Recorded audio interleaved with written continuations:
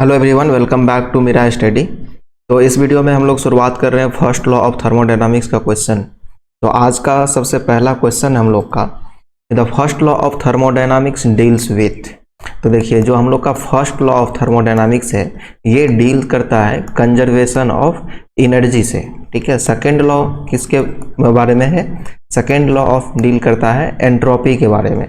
Third law जो हम लोग का है वो डील करता है एब्सोल्यूट टेम्परेचर के बारे में। ठीक है, तो फर्स्ट लॉ हो गया एनर्जी कंजर्वेशन से। तो हम लोग को energy conservation option number D में दिया गया है, कंजर्वेशन ऑफ एनर्जी। तो ये हो गया हम लोग का करेक्ट आंसर। नेक्स्ट क्वेश्चन है, for a given system if heat is denoted by Q and work is denoted by W, the cyclic integral of del Q minus del W for a close system will be. तो कह रहा है कि ये इसका जब cyclic integral करेंगे हम लोग तो ये किसके बराबर होगा?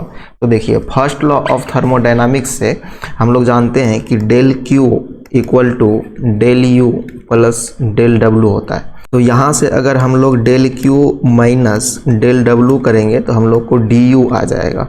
इसका साइक्लिक इंटीग्रल किसके बराबर हो जाएगा? Cyclic integral of du। ठीक है, साइक्लिक इंटीग्रल का मतलब हुआ कि ये प्रोसेस जहाँ से शुरू हुआ था फिर ये वहीं पहुँच करके एक पूरा साइकिल कंप्लीट कर देता है थर्मोडायनामिक्स कोऑर्डिनेट पर। तो यहाँ पे ये किसके बराबर हो जा रहा है? Cyclic integral of change in internal energy. और हम लोग जानते हैं change in internal energy cyclic process लिए क्या होता है? जीरो, क्योंकि इंटरनल एनर्जी क्या है? वो पॉइंट फंक्शन है। इसका साइक्लिक इंटीग्रल चेंज क्या हो जाएगा? जीरो के बराबर हो जाएगा। तो cyclic integral of del Q minus del W किसके बराबर हो जाएगा? जीरो के बराबर, जो कि ऑप्शन नंबर ए में दिया हुआ है। तो ए हो जाएगा करेक्ट आंसर। नेक्स्ट क्वेश्चन है, For a simple closed system of constant composition, the difference between the net heat and work interaction is identifiable as the change in। तो देखिए, हम लोग जानते हैं फर्स्ट लॉ से del Q equal to du plus del W। तो यहाँ से अगर हम लोग del Q minus del W निकालें तो ये हो जाएगा du। यानी कह रहा है कि नेट चेंज यानी कि difference between the net heat and work interaction. तो ये हो गया हम लोग का नेट हीट इंटरेक्शन, और इसको अगर हम लोग माने नेट वर्क इंटरेक्शन तो इसका जो डिफरेंस है ये किसके बराबर हो रहा है? चेंज इन इंटरनल एनर्जी के बराबर हो रहा है। तो चेंज इन इंटरनल एनर्जी जो कि ऑप्शन नंबर डी में दिया हुआ है। तो ये हो जाएगा हम लोग का करेक्ट आंसर। नेक्स्ट क्वेश्चन है, The machine which violates the first law of thermodynamics is known as। तो जब कोई भी मशीन फर्स्ट लॉ को वायलेट करता है तो उसको हम लोग PMM1 बोलते हैं, यानी परपेचुअल मोशन मशीन 1 बोलते हैं। और अगर सेकेंड लॉ को वो वायलेट करता है तो उसको हम लोग PMM2 बोलते हैं। तो यहाँ फर्स्ट लॉ का बात कर रहे हैं इसीलिए इसको PMM1 बोलेंगे। तो ऑप्शन ए हो जाएगा करेक्ट आंसर। नेक्स्ट क्वेश्चन है, dash property is stated by the first law of thermodynamics. तो कह रहा है कि फर्स्ट लॉ ऑफ थर्मोडायनामिक्स से हम लोग कौन सा प्रॉपर्टी को डिफाइन करते हैं? तो देखिए, del Q equal to du plus del W। तो फर्स्ट लॉ से इसमें प्रॉपर्टी कौन सा है? क्या हीट प्रॉपर्टी है? नहीं है। वर्क क्या प्रॉपर्टी है? नहीं है। लेकिन इंटरनल एनर्जी प्रॉपर्टी है। तो हम लोग किसको डिफाइन करते हैं? इंटरनल एनर्जी को डिफाइन करते हैं। तो ऑप्शन नंबर सी हो जाएगा करेक्ट आंसर। नेक्स्ट क्वेश्चन है, for a non flow constant pressure process the change in enthalpy is equal to. तो कह रहा है कि जो हम लोग का नॉन फ्लो प्रोसेस, यानी कि नॉन फ्लो प्रोसेस मतलब क्लोज सिस्टम कंसीडर कर रहे हैं, उसमें चेंज इन एंथैल्पी जो है किसके बराबर होता है? तो देखिए, फर्स्ट लॉ से हम लोग जानते हैं del Q equal to du plus del W। अब यहाँ से हम लोग du को क्या लिख सकते हैं? CV dt, और प्लस del W को हम लोग लिख सकते हैं P into V2 minus V1। तो ये हो गया CV dt, और इसको अगर हम मल्टीप्लाई करें तो ये हो जाएगा P2 V2 लिख सकते हैं इसको, और यहाँ पर हो जाएगा P1 V1।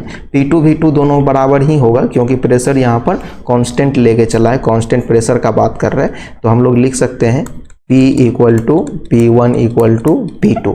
ठीक है, तो ये हो गया। अब इसको आगे बढ़ाएंगे तो CvdT प्लस P2V2 को हम लोग क्या लिख सकते हैं, RT2 लिख सकते हैं, माइनस इसको RT1 लिख सकते हैं। PV इक्वल टू MRT होता है, M हम लोग यूनिट ले रहे हैं यानी कि 1 kg ले रहे हैं, तो ये हो जाएगा CvdT। और अगर हम लोग यहाँ से R कॉमन लेंगे तो ये हो जाएगा T2 माइनस T1। R बराबर हम लोग क्या जानते हैं, R बराबर हो जाता है Cp minus CV, Cp minus CV, और इधर हो गया T2 माइनस T1। अब इसको आगे सॉल्व करके हम लोग लिख सकते हैं CvdT plus Cp minus CV, और T2 माइनस T1 को हम लोग लिख सकते हैं dt। तो ये हो गया CvdT plus CpdT minus CvdT। अब यहाँ से क्या होगा कि ये CvdT माइनस प्लस में है, कैंसिल हो जाएगा, यहाँ बचेगा CpdT, और CpdT को हम लोग DH लिखते हैं, यहाँ पर स्पेसिफिक है तो इसको इस तरह से लिखेंगे। तो यहाँ से क्लियर हो गया कि हम लोग del Q equal to DH लिख सकते हैं। तो यहाँ से जो ये क्लियर हो गया कि जो हमारा चेंज इन इंथैल्पी है ये किसके बराबर हो जाता है, हीट ट्रांसफर के बराबर हो जाता है। तो ऑप्शन नंबर डी हो गया करेक्ट आंसर।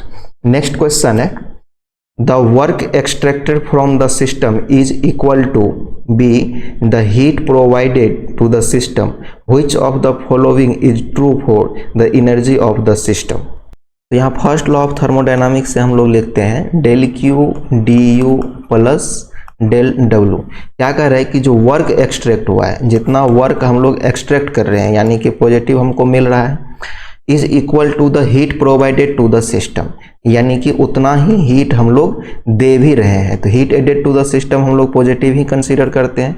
कहने का मतलब यहाँ पे बता रहा है कि del Q equal to del W है। तो डेल डब्लू और डेल क्यू अगर दोनों बराबर है तो हम लोग लिख सकते हैं del Q equal to D U plus del Q. ठीक है, डेल डब्लू की जगह पे डेल क्यू ही लिख सकते हैं, बराबर है तो ये दोनों कैंसिल हो जाएगा। तो डी यू इक्वल टू आ जाएगा 0। डी यू इक्वल टू 0 मतलब हुआ कि चेंज इन इंटरनल एनर्जी 0, और इंटरनल एनर्जी में चेंज अगर 0 है मतलब इंटरनल एनर्जी क्या है, हमारा कांस्टेंट है। तो यहाँ पर ऑप्शन नंबर सी में दिया हुआ है इंटरनल एनर्जी रिमेन्स कांस्टेंट, तो ऑप्शन नंबर हो गया सी हमारा करेक्ट आंसर। तो इस वीडियो में यहीं तक। अगर आप लोग को कोई डाउट है तो आप लोग कमेंट बॉक्स में लिखिए, और इस वीडियो को अपने दोस्तों के साथ शेयर कीजिए, चैनल सब्सक्राइब कर दीजिए। मिलते हैं फिर हम लोग अगले वीडियो।